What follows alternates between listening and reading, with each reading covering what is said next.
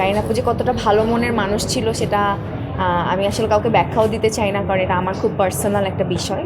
খুবই ভালো লাগছে, একটু সুন্দর আয়োজন, একই ছাদের নিচে অনেক কিছু, সেলিব্রিটিদের পোশাক ছাড়াও অনেক ব্র্যান্ডসরা এখানে আছে, ফুড স্টল আছে, সব কিছু মিলে খুবই সুন্দর একটা গোছানো আয়োজন, ভালো লাগছে।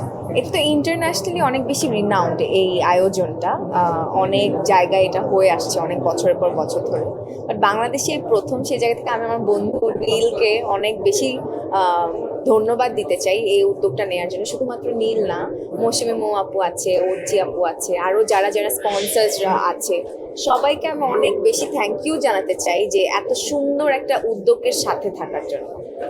আপু, সামনে ঈদকে সামনে রেখে কি কাজ নিয়ে ব্যস্ত আছেন একটু বলুন।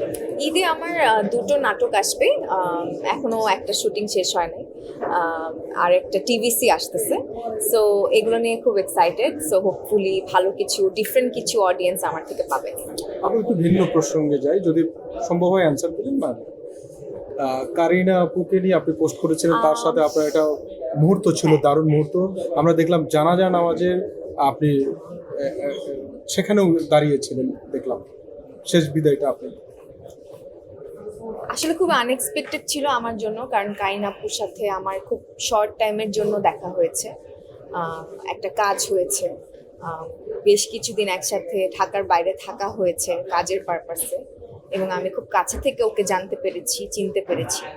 আমার জন্য খুবই শকিং ছিল, এখনো প্রসেস করতে পারছি না যে কারিনা আপু আমাদের মাঝে নেই, এবং কারিনা আপু যে কতটা ভালো মনের মানুষ ছিল সেটা আমি আসলে কাউকে ব্যাখ্যাও দিতে চাই না, কারণ এটা আমার খুব পার্সোনাল একটা বিষয়। আমার সাথে তার যে কথোপকথনগুলো হয়েছিল, এবং সে যে খুব এনকারেজিং একটা পার্সন ছিল, হাসি খুশি একটা মানুষ জীবনে।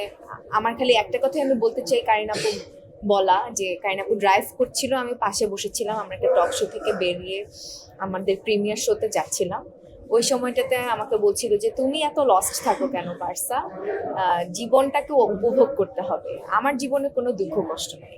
বারবার ওই কথাটা আমার মনে পড়ে এবং খারাপ লাগে। আমি সবার কাছে একটা জিনিসই বলবো, চাইবো যে আপনারা যারা আছেন তারা সবাই কারিনা আপুর জন্য দোয়া করবেন, যেন আল্লাহ তাকে বেস্ট। এবং আমরা দেখছিলাম যে ফেসবুকে পোস্ট করেছিলেন যে আপু, তুমি না, তোমার আর আমার ঘুরতে যাওয়ার কথা ছিল, লাস্ট কথা এটাই ছিল মনে হয়।